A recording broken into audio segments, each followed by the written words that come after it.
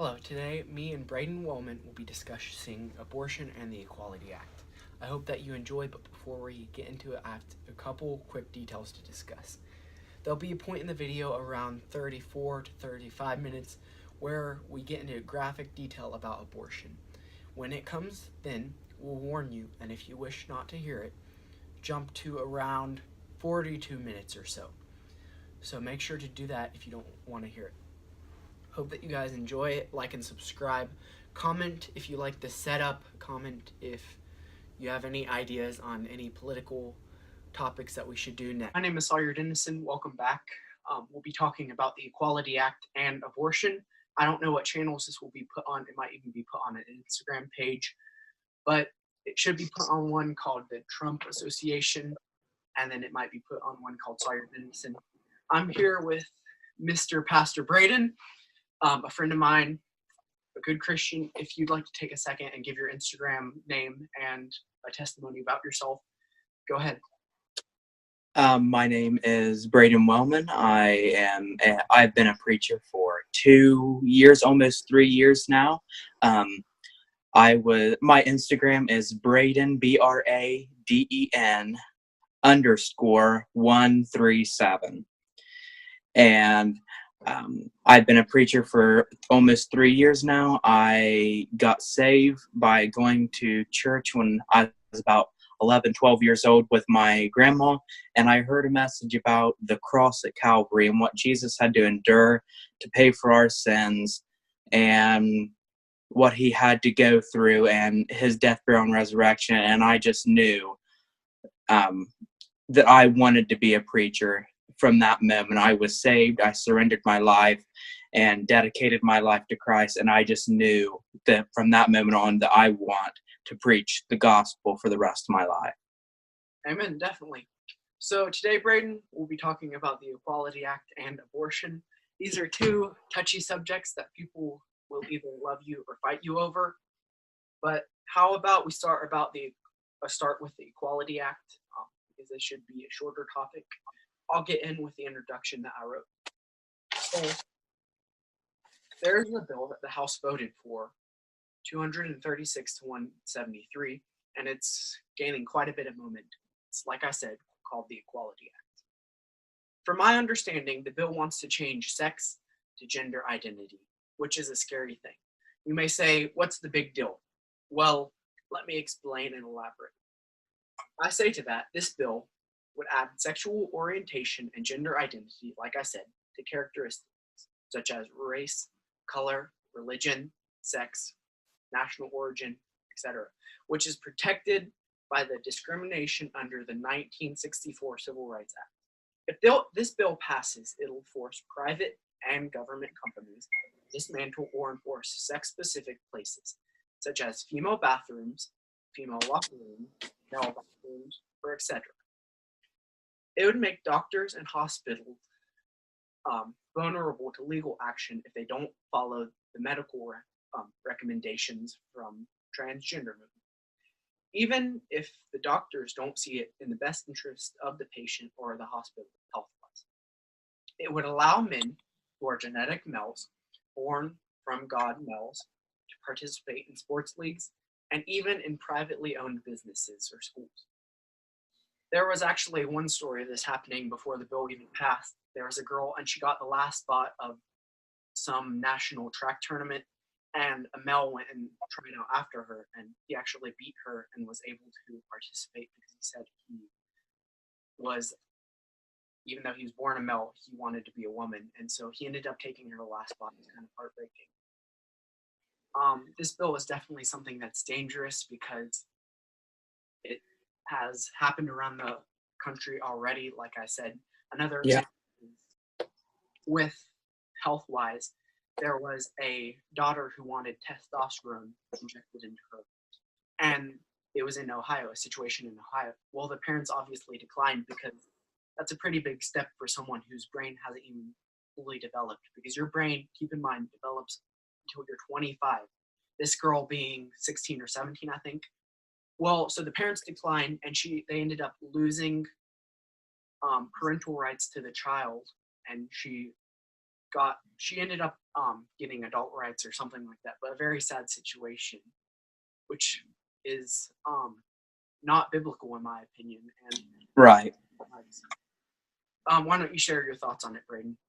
Well, I have that the Equality Act, which was the bill sponsored by Congressman David Cicilline of Rhode Island. He is a Democrat.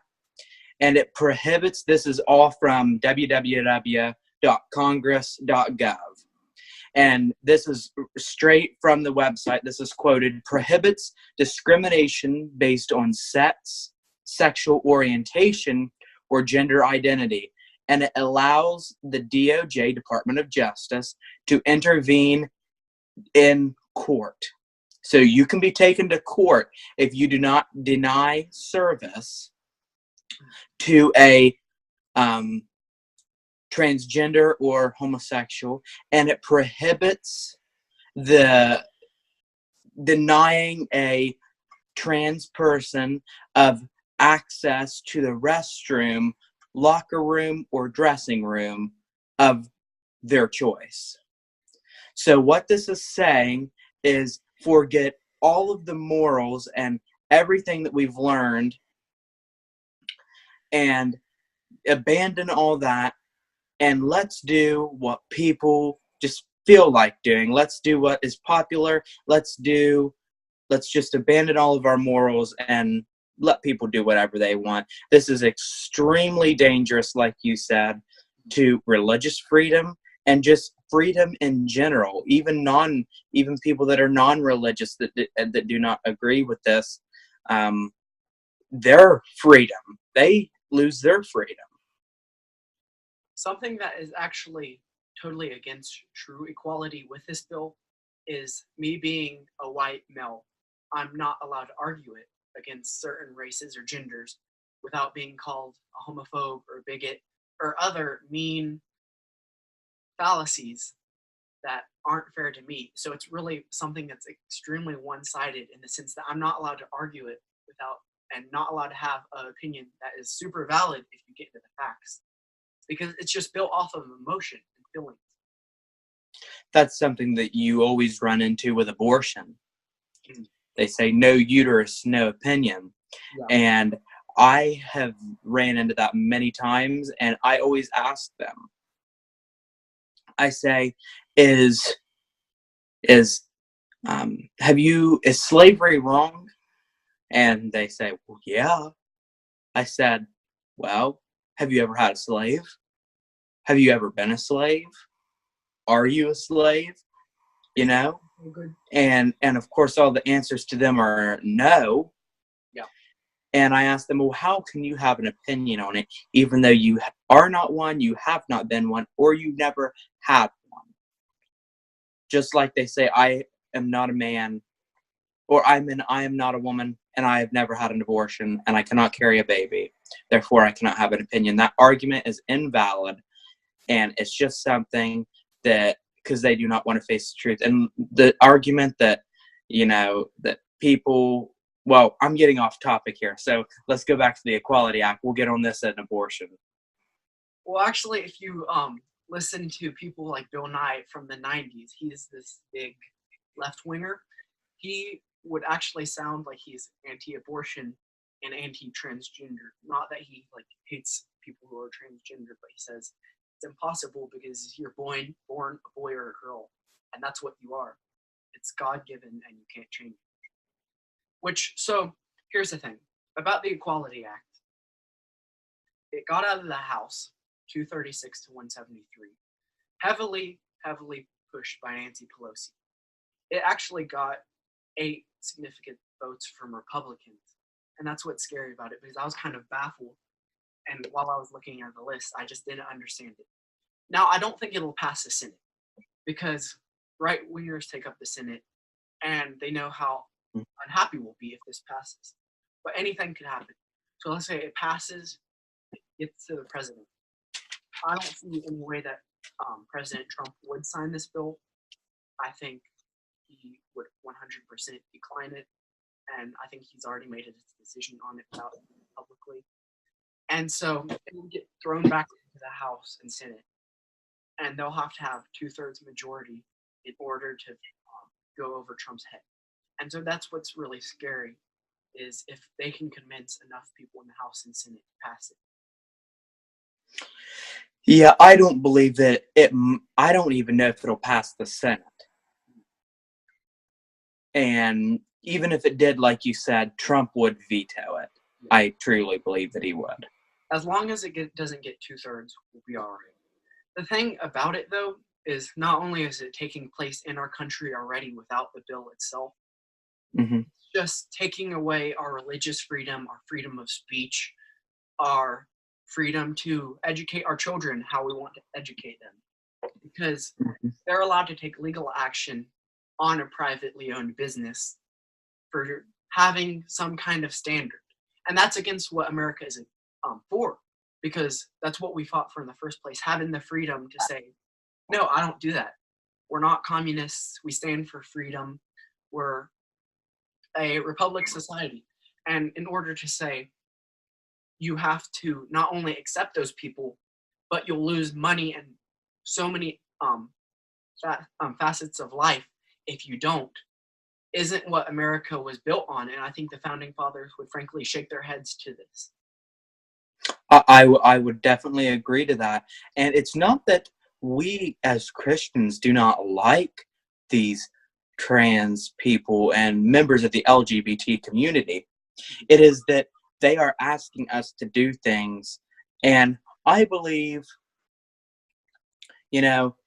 that really it might be against the Bible, but I cannot change how you are. I can give you the gospel. I can tell you that it's wrong based on what the Bible says, but you have to change. I cannot change for you. And I do, and they are asking us, they're pushing it on us because, like the baker in Colorado, they wanted him to make a cake, and I believe that it was it had 2 men on the top of the cake. And I could not do that as either. I would have baked the cake for them, but I could not have put the 2 men on the top. Accepting them, but not their sins. Yeah, I could have definitely baked the cake for them, but I would not have put the 2 men on top. Yeah. Most Christians, including myself, what we're about is we'll be friends with gay people. We don't run away from them because they're gay, because we're all people.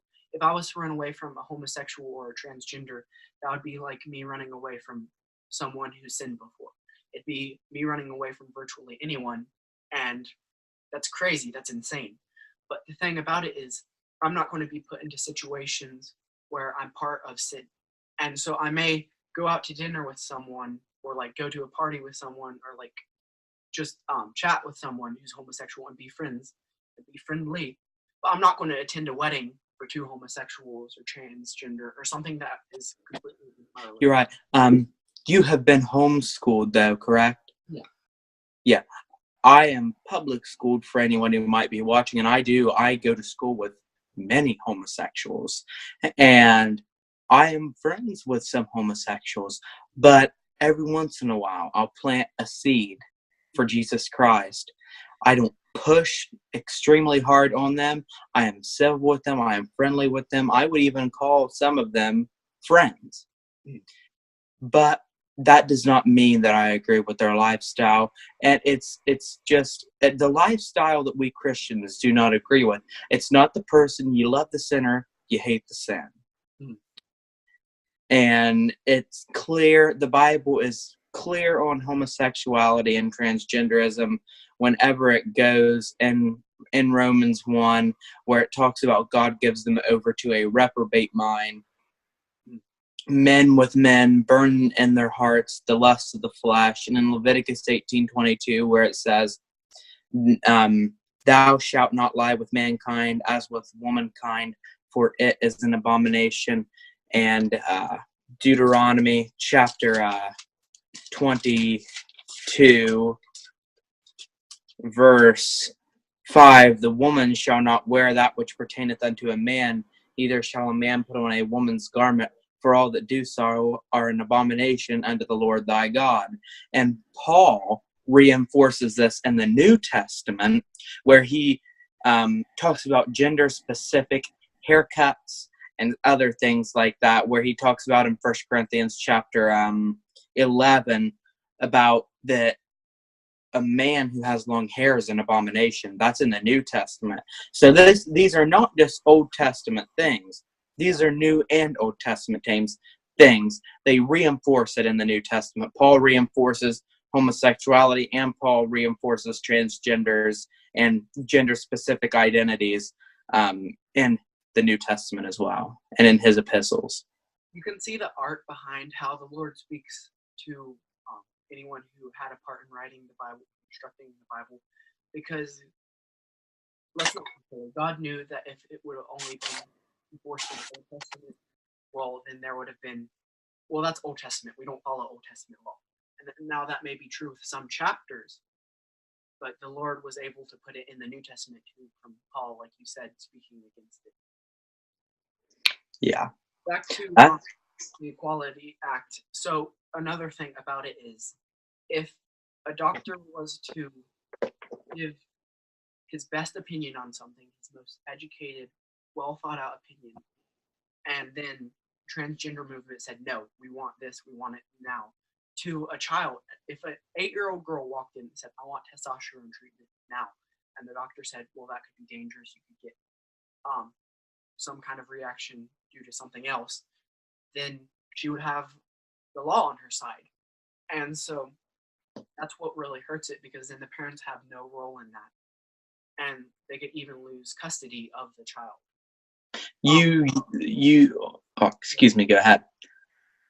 No, you're good, go ahead. You lose all, really, your parental rights on the subject, and the doctors lose their best medical opinion. The government is being too involved in this. Yeah.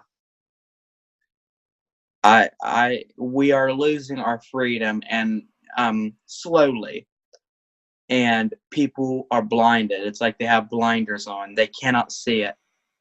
But we Christians, we are discriminated against by our own government, by a country founded on Christian principles.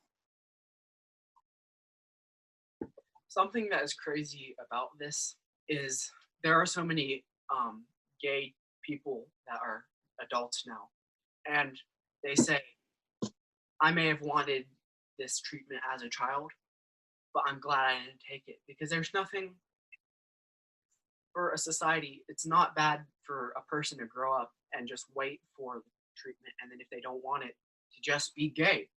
And so with that, even if there are only a little bit of people whose lives are being ruined from it, there are still people whose lives are being ruined, and we have to watch out for that. If we pass some kind of abortion law and there's only 2 or 3 more sex scandals, that's not good. And so that's why we have to watch out for every last person as American. Yeah. That's thoughts before we move on? No, I believe that's it. That is the shortest topic. I do have a lot on abortion. Well, moving on, let me close with this. My definition of true equality, at least in my book, is true equality will exist when the government respects the freedoms of all Americans and their parents who want to educate their children how they want, according to their own religious beliefs. True equality is when doctors who want to use their best medical judgment, women who want to shower and dress safely, or play sports in their own leagues without being dominated by that male physical superior stature, or private companies who want freedom to run their company how they see fit.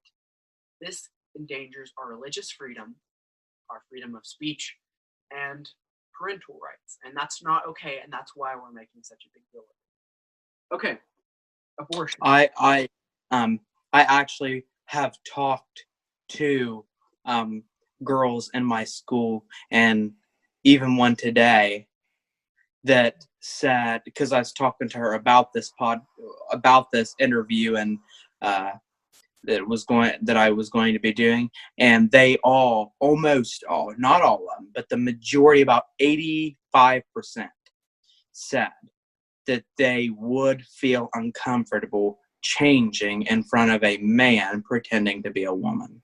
Yeah. And I'd say some of the ones who didn't say that were kind of persuaded and fear-mongered, if I may, into saying that because they didn't want to be called a homophobe. Yeah, and also I think that they would feel uncomfortable if they were actually put in that situation. Yeah. Yeah. Like if you were to actually, if the rubber met the road, then you'd say, yeah, that did make me uncomfortable, or at least thinking. But anyway, abortion. Yeah. Okay. So I will talk about a common myth about abortion. So many people say it is, or Planned Parenthood. So many people say that there's so many government funds going into it. Now I will say the government is paying for it, but from what I've heard, it's for the cancer screenings and the birth controls that they do, and so they're not being paid as much as people think. It's more repercussion. But talking about abortion, I'll give some statistics, and then we can kind of just converse on it. According to the World Health Organization, there are around 40 to 50 million abortions a year, and that's in the world. And so that means there are around 125,000 a day. In America, nearly half of pregnancies are unintended, and 4 out of 10 of those are aborted. 4 out of 10 unplanned pregnancies, and so that's a huge number. Over 30,000 abortions per day are in the U.S. that take place at least. 22% of all pregnancies in the U.S., including miscarriages, end in an abortion. So I want to talk about the argument for rape and incest first. So let's get that out of the way. Now, me and you both know that life begins at conception, right? Yes, I agree that life begins at conception. Okay, that's our we're in agreement right there. So to say, as many conservatives do, there should be situations, even though it's a life, to abort, such as rape or incest. Now, I feel like that's a contradiction, and that may come out crazy, but let me elaborate. Saying it's okay in that situation, well, we're arguing it's a life. To say you can end a life in certain situations is a bit of a contradiction. Why not be able to end life in all situations? The argument for left-wing abortion is it's not alive. And I understand that argument. I obviously don't agree with it, but that argument at least makes sense and checks out logically. But to say abortion is fine unless somebody is in a bad situation, well, why not go and kill a bunch of homeless people or go and kill disabled people? I mean, by that logic, I think it's the same situation. Yeah. Just like I was listening to YouTube called TFP, Tradition Family Property. Do you know who they are? No, I don't believe I've heard of them. It is a Catholic organization, but they do have very good points for abortion. And I agree with them on a lot on the topic of abortion. And they said, and the adoption is like a red herring. And it just says, well, we can't find a place for them, so I guess we're just going to have to kill them. Yeah. Because our adoptions are full of kids that are waiting to be adopted. But, like you said, what about homeless people? They don't have a place to go either. Should we just go around murdering homeless people? Yeah. Another argument that kind of gets on my nerves is not being able to abort, and this is a left-wing argument. It's purebred left-wing. Is it makes the woman feel helpless not being able to abort. Now that argument is probably the most sick political argument I've ever heard. Saying, well, we want to give our women the strength to kill something because strength just makes me feel powerful and it doesn't make me feel weak. Saying, I can kill you even if I'm not going to. That argument is just absurd and terrible. It's not about murder. It's about empowering women to have a choice. That's what they're always saying. And some of the other arguments I disagree with, but that is an argument that is somewhat valid. This is just terrible. This shouldn't be argued at all. And even if you don't argue this, whatever you're doing to the baby, it's feeling pain, because babies start to feel pain in around, let me see, I have it written down. Well, they feel pain by 10 weeks or less. No matter what, at 10 weeks they're feeling pain, and they have a detectable heart rate at 3 to 5 weeks.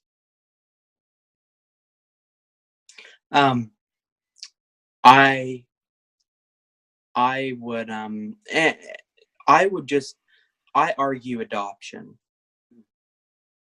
If you don't want it, put it up for adoption. Everyone has the right to life, liberty, and pursuit of happiness in the United States. And why end that life just because it's convenient? Now, let's talk more strategically about it. So, the goal for both of us, obviously, is to end abortion in general because we think it's murder. What do you think the best route to that is? Because if we just ban it everywhere, there'll be an influx of children statistically, and we can't make it easier to adopt. And now let me explain a little bit on that. We can't make it easier to adopt in the sense that if we do, and we make less hoops to jump through, then there will be more sick, terrible sex trafficking incidents. And so adoption has to be hard so that it can protect the child from that kind of harm or from any other kind of harm. Yeah. We have to put the children first. And I would agree that adoption can't, but I think a lot of the argument is an abortion can cost about $300 when an adoption costs thousands. And it's just more convenient to abort. I think that we should work on making adoption a little bit cheaper, but still, make it strict. That way we can put the children first. That way we can make sure the children are being placed in a good home. But it should be cheaper. Playing a little bit of devil's advocate, I think the logic behind it is if we make it expensive, then people who sex traffic will have the motivation to, because no one's going to want to spend $80,000 for for each child. Like, they don't have the funds to do that. But I definitely see what you're saying. Yeah.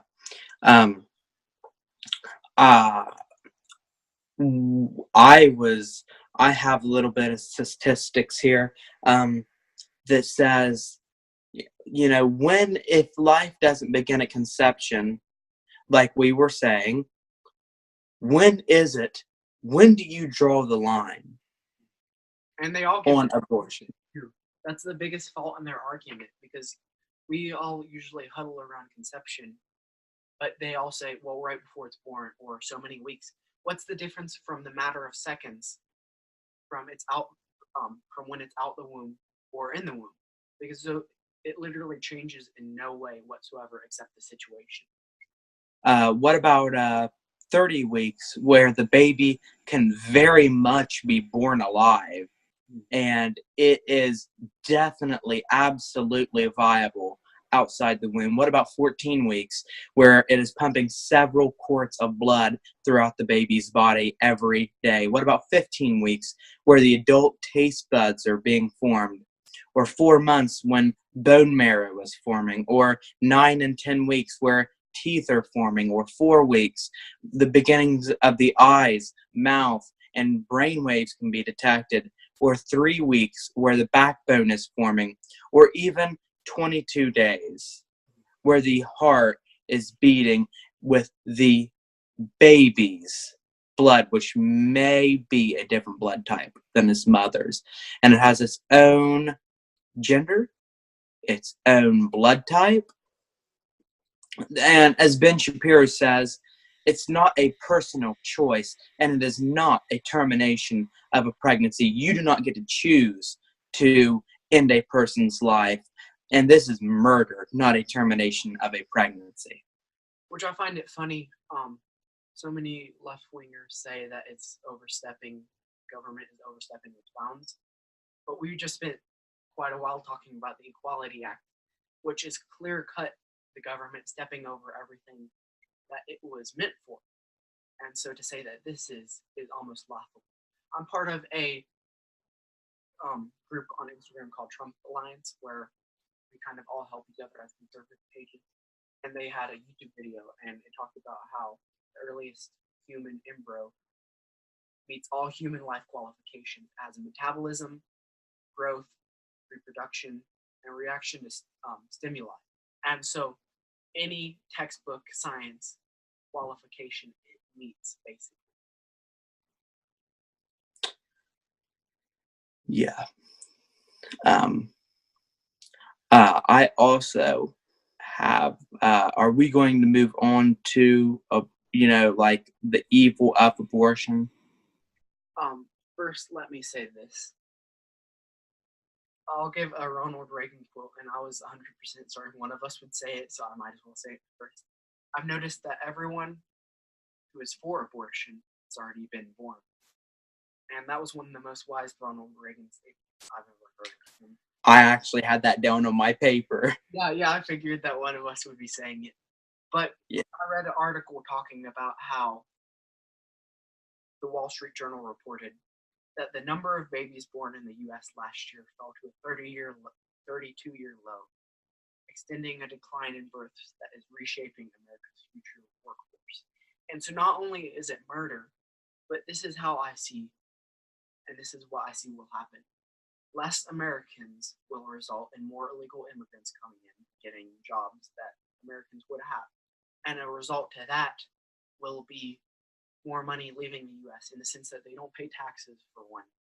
And also, most of them, when they get money, they send it back out of the U.S. wherever the rest of their family is.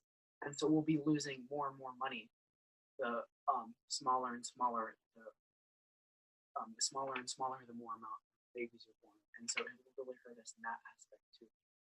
Yes, that's just a fact that our population is going to a decrease. Yeah. We were actually looking at charts 2 weeks before school let out, so it'd been about a month ago. We were looking at charts. Of course, abortion didn't come up in class or anything like that, but we were looking at charts showing the decline of births in the United States. So our population or our birth rate is declining. When you don't teach people moral things or just basic morality, and then you give them options to act or behave immature, it's going to end up biting you. And we're seeing that firsthand, because how do you get a country to decay from the inside?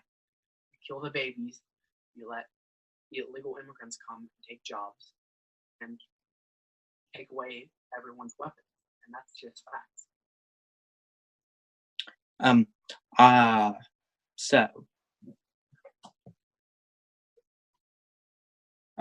Sorry, I cut out right there.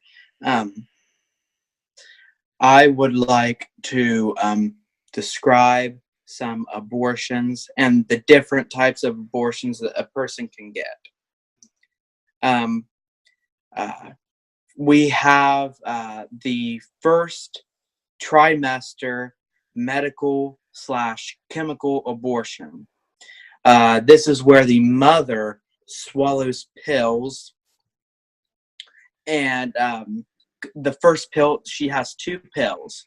The first pill is mifepristone, which cuts the blood flow, which is ovulating, to the baby in the uterus. And I also should warn your viewers that if they are watching this, that this is going to get more graphic as I go on. This is graphic, but people need to know the evil of abortion. I'll leave a time limit to jump to where it gets less gory on the screen right now. Okay. But the mother swallows a mifepristone pill, which cuts off the blood flow, the ovulating in the uterus, and the baby dies in the womb. In 44 to 48 hours, this is all from Dr. Anthony Levantino, who is a practicing obstetrician gynecologist, just to cite my source here. She swallows misoprostol, which makes her go into labor, and she gives birth to her dad baby. The first trimester surgical abortion, or D&C abortion, is performed between 5 and 13 weeks, this is about the most common abortion that they perform. The doctor inserts a suction catheter about that big around, and through the uterus, or I meant cervix and into the uterus, and he turns it on, and it is about 10 to 20 times more powerful than the vacuum that you have in your house. It rips apart the baby, and then they scrape the lining of the uterus to make sure that there is nothing left of the baby, because if there was something left, the mother would come back in sick, bleeding, or dead. And the next abortion, which is this is not the last abortion. The second trimester surgical abortion. The baby is about 7 inches in the womb, and they use a suction and insert it through the cervix and into the uterus to drain the fluid from around the baby. They use a thing called a Sofer clamp, which is about 13 inches with a metal gripping on the end, and they literally reach up and pull the baby apart limb by limb and head and torso. Because the baby is so big at this time that they have to rip it apart because the baby cannot fit through a tube that big. Well, after the baby can feel pain, keep that in mind. That's right. That is absolutely right. And they rip it apart manually. And then they piece it back together on the table to make sure that they didn't leave anything inside. Yeah, like I said, if they do leave a part in the mother, they have to, she will come back in sick, bleeding, or dying. Yeah. Or dead. She really has to look at the human being that they ripped apart in front of her on the table. Yeah. And this is the last abortion, the third trimester injection and stillbirth. This is definitely by far the worst one. They're all terrible, but this one makes my stomach tie knots. This is performed around 25 weeks. And the mother is carrying the baby for 39 weeks. I'm pretty sure it's 39 weeks. 36 weeks, not 39, 36 weeks. The baby is viable, definitely viable. And because it is so developed, it again cannot be fit through a suction catheter. This is a 3-day abortion. This can last up to 3 days. The mother gets an injection of digoxin. Most births. Huh? That actually takes longer than most births, right? Yeah. That, I believe you're in birth from 24 to 48 hours. Yeah. So by that time, you're spending more time. Yeah. So the mother gets a needle, an injection of digoxin through her abdomen and into the baby's skull or heart. Digoxin is a drug that causes cardiac arrest, that forces cardiac arrest. So the baby has a heart attack. And she'll come in the next day for an ultrasound. And if the baby is still alive, they will inject another set of digoxin into the mother and into the baby to make sure it is dead this time. And the mother carries around her baby, her dead baby inside of her for a day. And they give her another pill, which is, I believe it was misoprostol, which makes her go into labor, and she gives stillbirth. She gives birth to her dead baby. Most of the time in a toilet. How incredibly brainwashed our generation is, in the sense that it's almost similar to the Nazis, because the Nazis were taught that certain people weren't human and that they weren't equivalent to what we are. And that's what this generation is being taught about unborn babies. And so I would like for a therapist sometime to look at the similarities between a Nazi after killing Jews or homosexuals to a woman aborting her child, because I'd say that it somewhat mentally affected the Nazi, and it clearly shows that it affects the mother, because the suicide rate for women who abort goes up 155%. And so you're 155% more likely to kill yourself after having an abortion. That statistic is just baffling. And so it's the Holocaust of our generation, it really is. And there are people who are laughing at the unborn babies. They see pictures of them and they make jokes. It's just horrific. I've heard ladies on TV say that I am proud of my abortion, and I do not regret my abortion. And really, I posted a picture on Facebook just a while back that said that it showed a picture of Planned Parenthood, and it said, "This is the new Auschwitz," which was a famous concentration camp during the Holocaust. This is the new Auschwitz. The reality of this, though, is that we have to do a better job uniting as Americans to educate the youth and place some form of moral, like Western culture had Christian moral handprints all over it. I'm not saying it has to be a Christian moral in place, but it has to be some kind of good moral that protects life and that ensures that we don't go extinct as Americans and that we don't kill off our youth.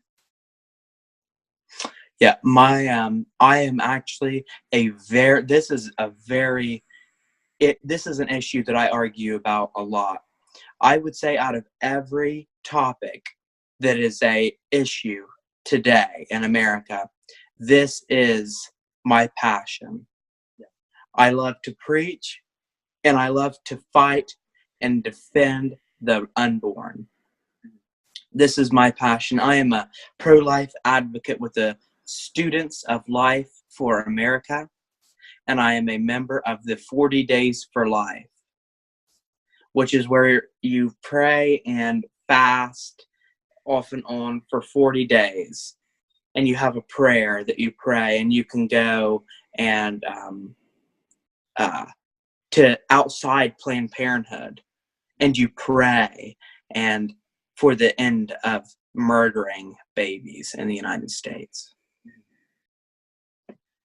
Like the comparison I said to the Holocaust. In the Holocaust, 6 million Jews died, 7 million Soviet civilians, and millions more people. Well, 40 to 50 million unborn babies die a year, and that's in 1 year, compared to the whole reign of Hitler and the Nazis. And so not only has it lapped the Holocaust, the numbers are getting more significant and more astonishing. Yeah, and I would, if you're done with this, I know this is your YouTube channel, but there was, my battery is running a little low, and I really want to get into. I have noticed a lot lately that the people that are arguing against the Bible, the people that say that the Bible says that life begins at conception, say that life begins at first breath because there was a scripture in Genesis, I can't remember the first one, but it says that God, breathe, huh? Into Adam. Yes. But I have a few scriptures, if you would like me to turn to them. We're talking about that, the Jeremiah one? I'm talking about Jeremiah, and there's one in Exodus as well. Let's start off in Jeremiah. Jeremiah chapter 1, verse 5. Before I formed thee in the belly, I knew thee. And before thou camest forth out of the womb, I sanctified thee, and I ordained thee a prophet unto the nations. So Christ, God, our Lord, knew us before we were even formed in the womb. Yeah. And the one here in Exodus, which is on this one for a second. Not only did he know us, he had a plan for us, just like it said, I ordained thee a prophet. And so having abortions are halting God's work ultimately. That's right. It's hindering God's plan. Exodus chapter 21, verse 22. If men strive and hurt a woman with child, which is what the Bible talks about as a pregnant woman, that's just King James English. A woman with child, so it is a child, so that her fruit depart from her, the baby, and yet no mischief follow, he shall be surely punished according as the woman's husband will lay upon him, and he shall pay as the judges determine. So you see that the baby, it is a woman with child, so that her fruit depart from her.